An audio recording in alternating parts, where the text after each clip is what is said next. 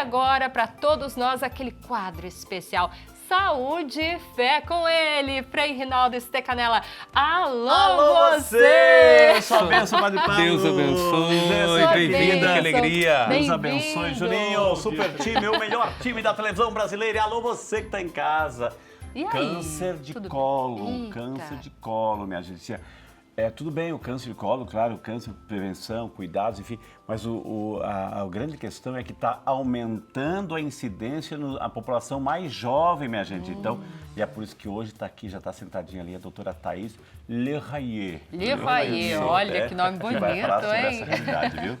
Vamos então aprender? Vamos. Agora, então, para todos nós, saúde e fé. Minha gente, o câncer de colo, né, está entre os tipos de tumor mais comuns no Brasil e no mundo, de acordo com o Instituto Nacional do Câncer. São mais de 45 mil novos casos por ano no país, com um fator preocupante, o aumento nos casos das pessoas mais jovens. Mas para falar sobre esse assunto hoje, trouxemos uma especialista, que já foi anunciado com carinho, a doutora Thaís Lerrayer, que é nossa médica oncologista, que aceitou o nosso convite para falar sobre essa realidade. Doutora Thaís, bom dia, bem-vinda! Obrigada, tudo bem, doutora? Prazer, viu? Prazer nosso aqui da TV Aparecida recebê-la com muito carinho para falar de um assunto. Doutora, que história é essa que está aumentando o número de câncer de colo na população mais jovem, doutora? Que história é essa? Tem aumentado bastante, né? A gente costuma ver como oncologista na prática clínica muita gente jovem.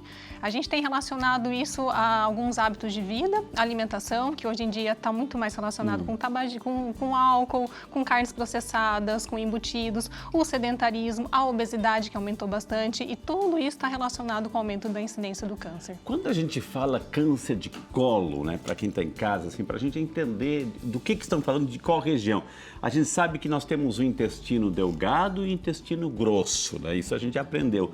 Quando a gente fala em cólon, é naquela parte do intestino grosso, doutora? Perfeito, é a parte do intestino grosso, né? Algumas vezes a gente fala cólon retal, que é o intestino grosso, e o reto associado também. Ok, a parte final, digamos assim. A parte final. Quando a gente, doutora, vamos lá, o processo de uma alimentação, enfim, quando a gente come, a gente ingere, a gente mastiga, vai para o esôfago, chega no estômago, o alimento está lá, o suco gástrico e de repente vai para o intestino, a função do intestino é pegar os nutrientes, assim, e qual é a função do intestino grosso ou do cólon, doutora?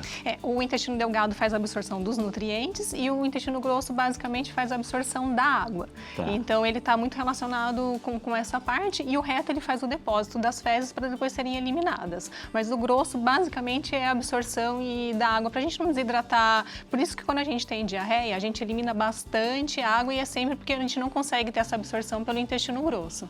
E quando é que a gente percebe que sintomas essa parte do corpo começa a dar que a gente está doente, que ele está doente, que sintomas que começam, que a gente tem que se preocupar, doutora?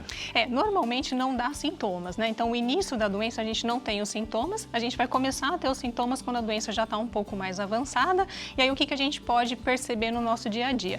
Alteração do hábito intestinal, então aquele paciente que ia regularmente no banheiro todo santo dia e aí começou a ter uma diarreia aqui, começou a ficar um pouco mais constipado, sangramento nas fezes, que também muitas vezes a gente não consegue ver, são microscópicas, né? Mas pode dar o sangramento nas fezes, perda de peso, anemia. Quando a gente pega aquele paciente que faz um exame de rotina e tem uma anemia, tem que investigar se tem algum tipo de alteração no intestino. Então, esses são os principais sintomas. Dor já não é tão comum, já é um pouco mais avançado quando o paciente vem relatando dor. E também uma característica muito comum é aquele paciente que fala que vai ao banheiro e sente que não conseguiu evacuar tudo que deveria, que a gente chama isso de tenesmo, que também é muito comum.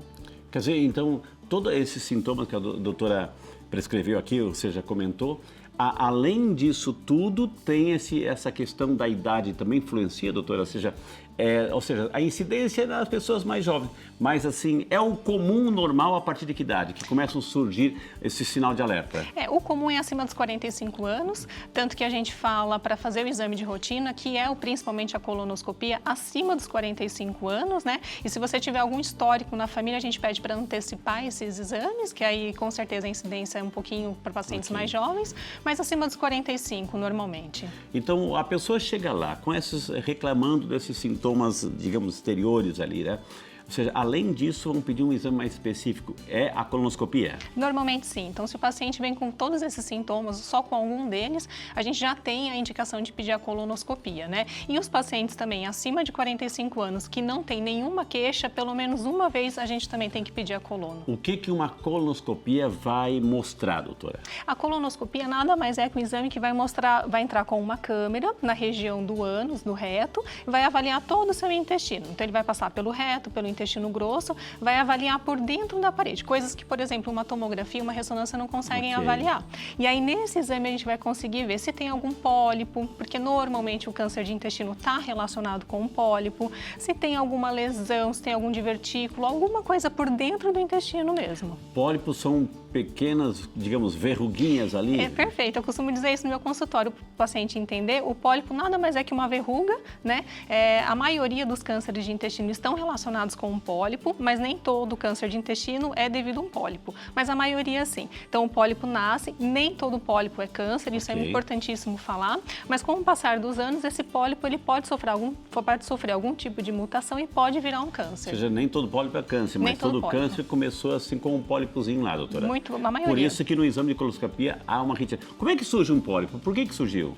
O pólipo ele pode ser por diferentes motivos, não tem uma causa específica. Se você não tem uma doença hereditária, como é a polipomatose, a adenomatosa familiar, aí a gente acaba podendo desenvolver, independente do que for. E aí esse pólipo, durante a colonoscopia, ele é retirado. Então, todos os pólipos. Se o médico ele viu um pólipo pelo exame, ele tem que retirar. Então, todo pólipo retirado, ele vai para uma biópsia, né? Independente do tamanho, do tipo. E aí, nessa biópsia que vai poder dizer que tipo de pólipo é.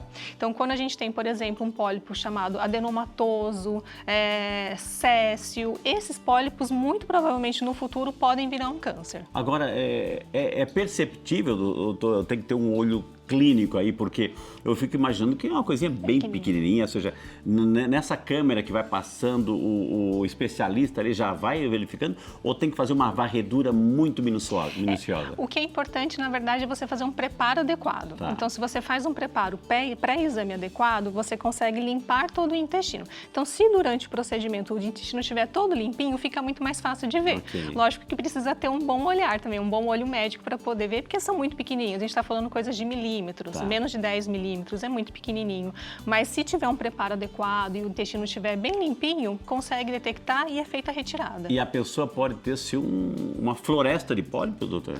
Pode, que aí é essa PAF que a gente chama, que é essa polipose adenomatosa familiar. Uau. É muito raro, é uma síndrome genética, mas esses pacientes normalmente têm mais de 100 pólipos. Então a gente consegue ver pólipo no intestino inteiro, é como se fosse várias pintinhas, não tem como passar despercebido. Uma vez retirado esses pólipos, ou seja, a pessoa retirou, fez todos os exames, o preparo, que é um preparo assim especial, meio chatinho de preparar, de fazer, né? Mas é necessário, é fundamental, é necessário também, porque o intestino tem que estar bem limpinho, bem lisinho, justamente para ver essas questões. Uma vez que te retirou tudo, passou um tempo, pode nascer de novo? Eles podem em outros lugares nascer? Pode nascer no mesmo lugar, pode nascer em outro lugar. Por isso que a gente fala, não tem pólipo na colonoscopia, você pode repetir o exame a cada 10 anos, se você não tiver sintoma nesse período. Agora, se tiver um pólipo, normalmente na minha prática clínica, né, a gente vai avaliar outras coisas. Tem histórico na família, mas normalmente a cada 3, 4 anos seria importante repetir o exame. Tirou o pólipo, todos eles, e levou um para a amostra para fazer a análise, a biópsia lá. Detectou que um daquele lá é um câncer, doutor. E aí, como é que fica daqui para frente? Aí vai depender de vários fatores. Primeiro, a localização, o tamanho, né, dessa lesão e principalmente onde ela está infiltrando. Se ela está só na mucosa, se ela já pegou a muscular do intestino, se ela já passou pela muscular do intestino. Aí é que vão começar todos os exames para a gente poder avaliar. Porque na oncologia, em primeiro lugar, para a gente poder tratar, a gente precisa fazer o que a gente chama de estadiamento clínico. E aí o estadiamento é feito para a gente saber o tamanho do tumor, se tem o grau de infiltração, o grau histológico, porque aí dependendo de todos esses fatores é que a gente vai definir o tratamento. Agora, uma vez detectou, eu posso ter a retirada de parte do colo, pode acontecer também um processo metastático, ou seja, espalhar para outros órgãos do corpo, doutora? Por isso que é importante a gente sempre falar de exames precocemente. Então, fazer os exames precoces, fazer um acompanhamento, os exames de rotina. Porque se você pega um pólipo que virou um câncer, por exemplo, e esse câncer está só ali no pólipo, durante a colonoscopia o médico vai tirar esse pólipo e esse paciente está curado. Mas é a partir do momento que já está um pouquinho mais avançado, esse tumor já está infiltrando ali na camada muscular, ou já está um pouco maior, né, aqueles tumores que a gente consegue ver que ficam até com úlceras, aí a gente tem que fazer a retirada do intestino. Na verdade, a gente faz uma retirada de um pedaço do intestino e faz também o que a gente chama de cirurgia oncológica, que é a retirada de todas aquelas ínguas, aqueles linfonodos em volta do intestino também.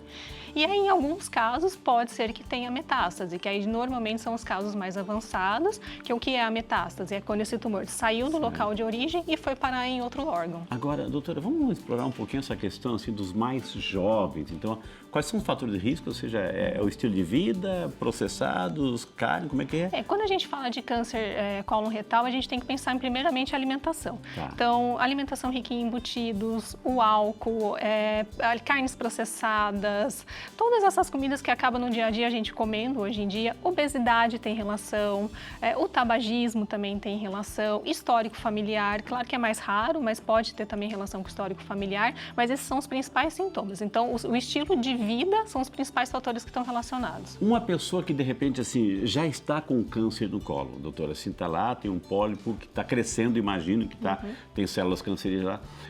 A pessoa não sabe, claro, né? O único exame é a colonoscopia. A senhora falou assim, outros exames. Quais outros exames? A gente pode pedir, não é muito usado, não é o padrão ouro que a gente fala, o padrão ouro é a colonoscopia, mas a gente pode pedir, por exemplo, uma pesquisa de sangue oculto nas fezes. Tá. Então, o paciente vai lá, faz o exame de fezes e a gente pede para ver se tem algum tipo de sangramento. Resíduo de sangue ali. Só que se vier o sangramento, a gente precisa fazer a colonoscopia, que é sempre o padrão ouro nesse Mas caso. assim, não pode ser um falso positivo, no sentido assim, porque a pessoa pode estar com hemorroida, por exemplo. Por isso que não é o padrão ouro e por isso que a gente não pode deixar só o pedido de sangue oculto nas fezes. E algumas vezes a gente acaba vendo isso na prática clínica, que alguns médicos acabam pedindo só a pesquisa de sangue oculto quando tem sintomas, e aí pode vir negativo, porque naquela amostra de fezes não tinha sangue, porque nem todas as amostras vão vir, e passa despercebido um câncer. Então, o sangue oculto a gente acaba reservando para alguns casos. Por exemplo, um paciente mais idoso, um paciente mais frágil, que vai ficar muito debilitado com o preparo da colonoscopia, mas o padrão ouro é a coluna. Agora, só para esclarecer, nem toda hemorroida, se a hemorroida já é consequência de um câncer de colo, não, doutora? Não. A São hemorroida situações não tem... diferentes, né? Totalmente. A hemorroida não tem nenhuma relação com o câncer. Agora, nesse sentido, assim, a pessoa, qual o tratamento hoje hoje a medicina oferece, doutora? Hoje em dia, né, a gente tem inúmeros tipos de medicamentos novos. O mais interessante para câncer de cólon é a imunoterapia, que trouxe resultados absurdamente bons, assim. Mas para a gente poder usar a imunoterapia nesses pacientes, eles precisam ter um tipo de mutação, que é a instabilidade microsatélite, que chama. Não são todos os pacientes, é em torno de 5 a 10%, mas basicamente o tratamento para um câncer de cólon diagnosticou precocemente é a cirurgia. Então, a cirurgia vai resolver aí 99% dos casos com diagnóstico precoce.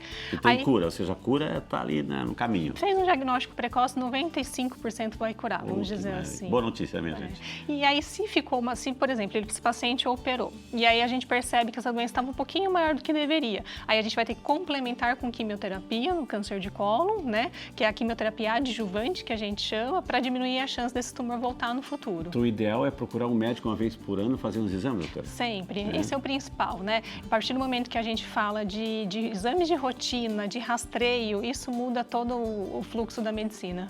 Maravilha, gente. Informações sobre câncer de colo, né? Agora, Jéssica, o Padre Paulo, você sabia que essa doutora aqui é uma pessoa de fé e que ela está assim, Frei, eu posso falar sobre a caminhada da fé? Que história é essa, doutora? Eu queria agradecer por poder contar sobre isso, mas eu queria retribuir de alguma forma meus pacientes oncológicos, porque eles são tão maravilhosos, eles são sensacionais. Eu trabalho na Santa Casa de Guaratinguetá e eu queria retribuir de alguma forma. E eu sempre fui muito religiosa, sempre fui muito devota de Nossa Senhora Aparecida. E aí eu tive a ideia de fazer uma caminhada da fé. Então, primeiro foi uma coisinha pequena, que era uma caminhada para a gente sair da Santa Casa em caminho para a Basílica, rezando. E aí eu iria dar uma cartinha para esses pacientes, para eles poderem fazer os pedidos durante o caminho e depositar aqui na urna da Nossa Senhora. Que chique, né, minha gente? Não é? Só que aí foi criando... Que dia que vai ser? Vai ser dia 6 de março, dia 7 de março, perdão. Que hora? A gente vai se encontrar às 6h30 da manhã em frente à Santa Casa de Guaratinguetá para partir às 7 horas da manhã. Maravilha, gente. Maravilhoso, Jéssica. Tá vendo uma iniciativa bonita de gratidão a Deus, né? Com certeza, e aí né? a gente Cuidar fica. do corpo e da alma. Com certeza, sempre, viu? né? Saúde Interessante e as fé. informações. Gente, os Nossa. contatos do doutor estão na tela para você entrar, saber, informar e aprofundar sobre o tema, viu, gente? Obrigada, viu, doutora Thaís? Obrigada. Deus gente. abençoe sempre, viu? Amém. E bem-vindo ao santuário aqui com o seu grupo. Obrigada. Dia 7 de março, 7 de março. né? 6h30 Muito da bem. manhã, caminhada. 6h30 da manhã. Faça fotos e manda aqui pra gente. uma caminhada A gente quaresmal, mostra no né? programa. Quaresmal, Sim, quaresmal, né? obrigada.